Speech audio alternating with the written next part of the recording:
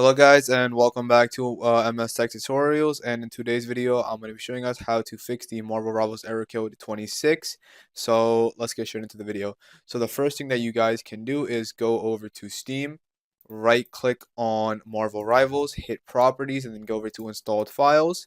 Then you want to go over to just hit verify integrity of game files, and that basically just checks if there are any corrupt or missing files. That will fix the issue.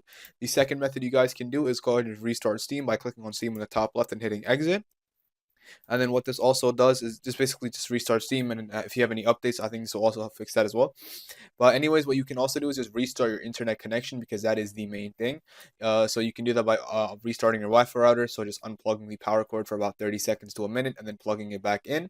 And then once you do that, I highly recommend restarting your PC right after as well. And then once your PC is connected to the Wi-Fi, you should be good to go. What you can also do is use an Ethernet cable instead of using a regular wireless connection, because that also does give you like less ping, almost zero ping, and just overall smoother gameplay as well. And yeah, once you do all of these things, you guys should be good to go and you are all set. So that is it for the video. Thank you guys for watching. Make sure to give the video a thumbs up, subscribe to the channel, and have a great day.